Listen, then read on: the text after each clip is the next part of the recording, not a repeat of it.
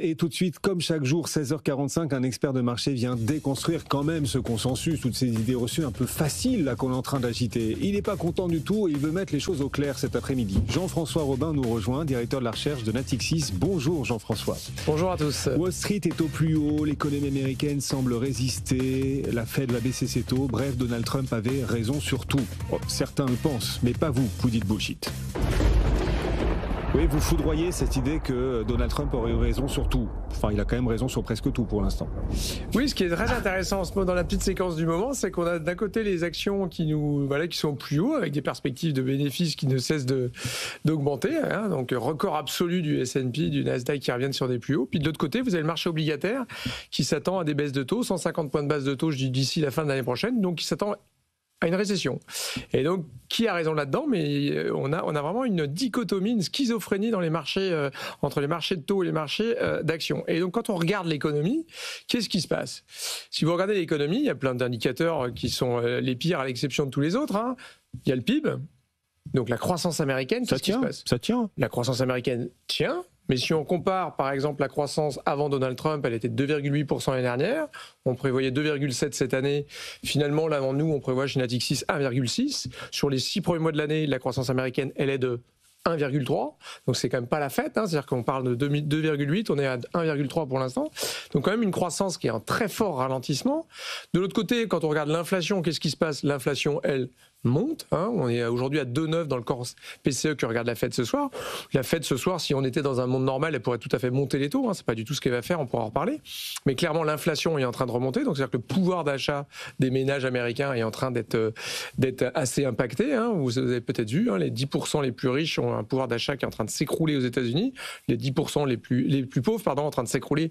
Le pouvoir d'achat des 10% les plus riches, lui, augmente très fortement, hein. Aujourd'hui, la consommation, 50% de la consommation américaine, c'est pour les 10% les plus riches. On était à 30% il y a encore quelques décennies. Oui. Et aujourd'hui, donc, le gros des Américains souffre. Donc vous avez pas de croissance, de l'inflation. Qu'est-ce qui se passe sur l'emploi? C'est ça comme le pire. Un autre indicateur de la force de l'économie américaine et sans doute quand même un thermomètre pour une prochaine élection. Vous avez la plus forte révision à la baisse des créations d'emplois aux États-Unis de l'histoire des statistiques du BLS.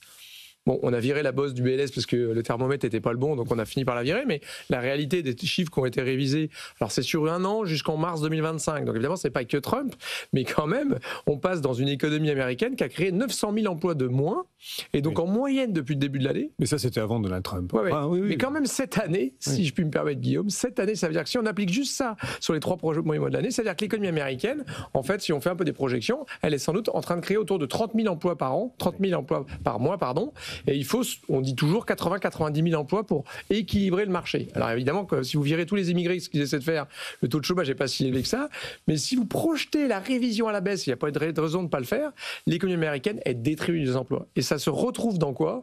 Dans l'évolution des salaires, qui est en train de ralentir très fortement aux US, et le turnover, c'est-à-dire que les gens aux États-Unis ne démissionnent plus, parce qu'ils ont sans doute peur de retrouver du job, et quand on demande, est-ce que vous êtes confiant dans votre capacité à retrouver votre job, c'est plus du tout le cas. Donc quand vous regardez les indicateurs macroéconomiques, c'est pas du tout la même histoire, c'est plutôt l'histoire du marché obligataire que l'histoire du marché action. Sabrina. Alors Jean-François, moi j'ai une question. Bon, sauf surprise, la Fed va baisser ses taux. On est bien d'accord, il n'y a pas de récession à l'horizon. Donc c'est un cocktail idéal pour faire monter les indices américains. Oui, alors simplement, la Fed, elle est en train de dire qu'elle est en train, c'est ce qu'a dit Jerome Powell à Jackson Hole, hein, elle est en train de dire qu'elle va baisser les taux. Parce qu'il y a de l'inflation, mais ça ne l'inquiète pas trop, mais il y a quand même de l'inflation. Mais la raison pour laquelle elle baisse les taux, c'est parce qu'il y a un vrai problème sur le marché de l'emploi que je viens de décrire. Et bon, a priori, la Fed pense un petit peu la même chose, quoi.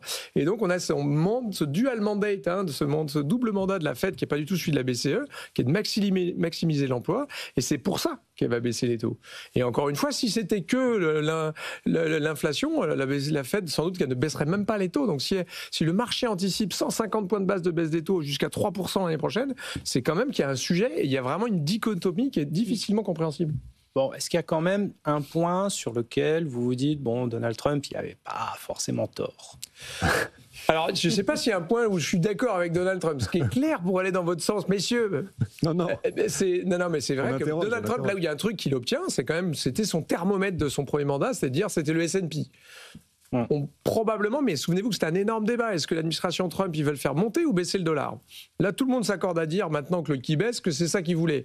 Mais il y a encore 3 mois, on vous disait que Trump, c'était pas du tout évident, que J.D. Vance, que notamment Scott Bessent, lui, il voulait plutôt un dollar fort. Bon, le savait-il eux-mêmes? Et ben voilà, c'est un petit peu la question. Mais en tout cas, c'est clair que s'ils voulaient faire baisser le dollar, ils font tout ce qu'il faut pour. Oui. Enfin, on pourrait aussi voir les choses de la façon suivante, à savoir qu'on a des actions Wall Street au plus haut, un dollar qui baisse, c'est ce que voulait Donald Trump, et une Fed aussi qui va baisser ses taux et toujours pas de récession. On peut aussi le dire comme ça et présenter comme ça. On se dit la ligne de crête est plutôt sympa. Oui, on peut. Fragile, fragile. Oui, c'est fragile parce qu'encore une fois, la baisse des taux, elle est bonne pour les actions. C'est bon pour les actions technologiques les plus leveragées, dont les profits futurs seront les plus impactés par la baisse des taux d'intérêt. Simplement, ne pas oublier quand même que la valorisation des actions américaines, elle est extrêmement concentrée justement sur les valeurs de la tech. On est sur des concentrations qu'on n'a jamais vues, même pendant la dot-com bubble de 2000. Et donc, évidemment, ça va favoriser des actions qui sont déjà hyper chères historiquement. Est-ce que c'est justifié? On peut avoir tous les débats qu'on veut, mais clairement, on est sur des valorisations qui sont un peu tendues. C'est pas sûr que ce soit une très bonne nouvelle si on pense que c'est les taux qui sont maintenant le relais de croissance de la valo des actions américaines. Cette mise en garde à quelques heures, 3 heures et 9 minutes maintenant de l'annonce de la Fed, elle devrait tout à l'heure proclamer une baisse de taux, la Réserve fédérale américaine. Jean-François Robin, directeur de la recherche de Natixis, on vous retrouvera dans quelques minutes, Jean-François, au cœur du club à suivre, bien évidemment.